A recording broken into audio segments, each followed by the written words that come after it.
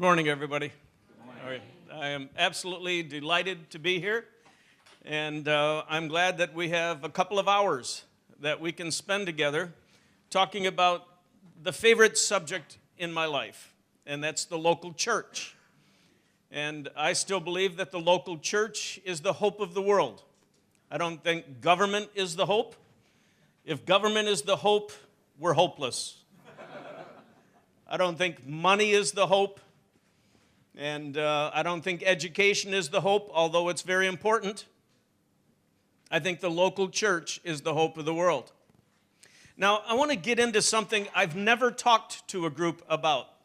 So I'm going to test fly some ideas by you because I'm told how unusually intelligent this crowd is. Maybe it was a rumor. All right, here's what I want to interact with you about for just a few moments to see if we can gain any agreement here.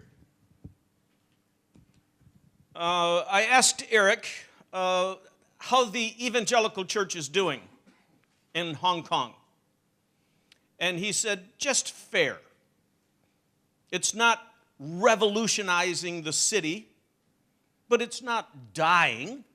Is that a fair assessment? Yeah. Not transforming the city, not necessarily, we're not ready to hold a funeral for it. Last night at the Exchange Square, at the American Club, I had a dinner with friends. They used to work in Washington, D.C. in President Clinton's organization. They live in Hong Kong. They have some Catholicism in their background. And I said, have you found a great church here in Hong Kong? And they said, there are no great churches in Hong Kong. I said, really? They said, in the United States, there are some vibrant, fantastic, growing, enthusiastic churches. There are none that we know of here. I said, I think you must work harder. There must be some. And then I asked them this question. If you were going to look for a church, what would you most want in a church? Is that a fair question? Okay. All right. I've asked this in other places too. What do you think the top thing that the woman said last night in particular, what do you think she said was the top thing she wanted from a church? Take a guess. No, not love. Not community, but not that, but that was close. We have a little list going. What was it? Well, close. So she said, the top thing I would be looking for is teaching. She's a very professional lady, flies all over the world, owns her own consultant company. And she said, if I'm going to spend an hour going to a church, it better have something significant to say to me. I want to learn something, right? Now, just out of curiosity, what do the people in your church want more than anything else from your church? How many of you would say it's fantastic teaching? Raise your hand. Oh, this is interesting. We're going to have fun with this. Okay, so someone else said community or love or something like that. Someone else said great things for children. Okay? Now, let's figure out what we can agree on here. Only about 5 of you said that the top thing people are looking for is teaching. So that means you can give terrible sermons and people won't even care. They're not even looking for it. Just a minimum level, that's all they want. I would say they expect a pretty good standard, but it may not be the top thing. Great, this is very important. He's saying they want a minimum level, decent teaching, but that's not the top, not the bottom. Okay? What is the top? In Hong Kong, what is the top thing people are looking for when they're thinking about going to a church? Please tell me. Now, how many of you think it's community? Okay, now that's about 12. So we've got 5 voting for this. We've got 12 voting for this. How many of you think it's something for the children? How many of you have children? We only had 1. Okay, 1. What else on this? What else is there on this list that people are looking for when they're going to go to a church? Okay, let's put that down. Let's say that it's worship. How many of you think that's the top thing that people are looking for when they're going to a church? Top thing. 2. Yeah. How many of you have you ever heard of a church called Hillsong Church? You have, most of you. It's originally out of Sydney, Australia. Okay? They've planted churches in London, in Paris, in Cape Town, New York. Okay. Now, they do worship just about better than any group of churches I know in the world. They fill their brand new churches in these local areas by doing 45 minutes or 50 minutes of worship and then a 10-minute message that usually isn't that good. And people go home and they tell all their friends, come to church with me next week. It's awesome. Best music you will ever hear. Okay? Here's what I'm trying to get you to think about. In every major city I know of, church leaders can understand the context or the yearnings, the hopes of the people in the city. And what I'm trying to understand is, do you understand the hopes, the dreams, the yearnings of the people in Hong Kong who don't go to any church? What is their hope? What is their yearning? If your church offered this, would they come? So let's reorder this list for a minute. Let's start over. And let's just say the average Hong Kong person doesn't know God, but they had some pain in their life, and they're thinking about going to church.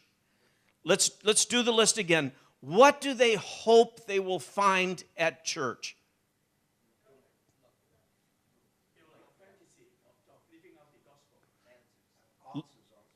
Answers. A couple of you keep saying love. What was that? Healing. Okay. So can we say this? And I'm just trying to work on this. I'm not trying to create anything or sell anything. I'm just trying to understand. Do you think, does this translate? They would like a touch from God. They would like, does that translate? They would, an experience of some kind from God. I mean, wouldn't they be heartbroken if they finally went to church in hopes of having a spiritual experience of some sort, and for them to go home with nothing? That would be bad, correct?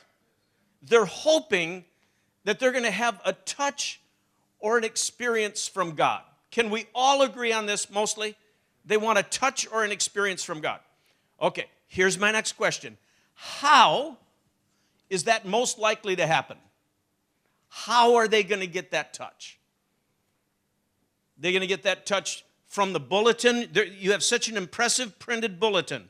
They're going to read your bulletin and they're going to go, I've been touched by God. No? Yeah, they're looking for the presence of God.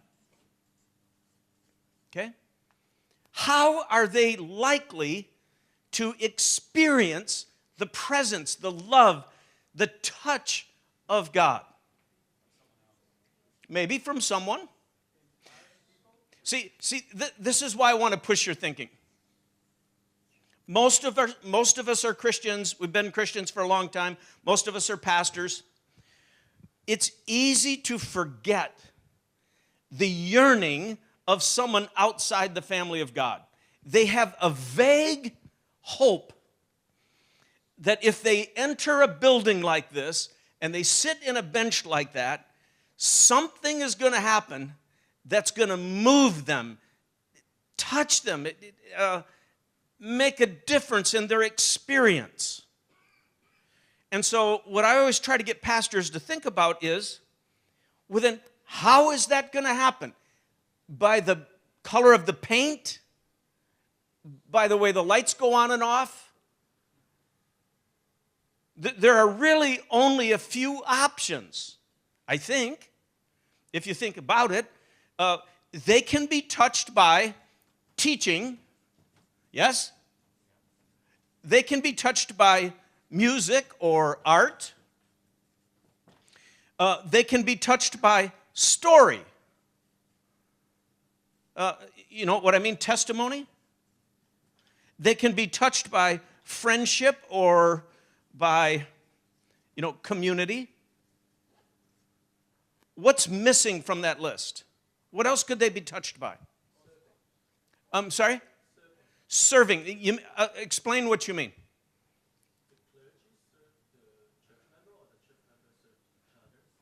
And they could see that, you mean? Yeah. Okay, that's an interesting thing because I've seen this happen. Our church is a fairly large church, and it's in Chicago. And for a while, 20-some years ago, we had the most successful football team in the world, the Chicago Bears. They won the Super Bowl, and one of the most popular athletes on the Chicago Bears was named Mike Singletary, and he went to our church. And he was a celebrity. I mean, everybody in the United States knew him. He worked in our nursery as a volunteer.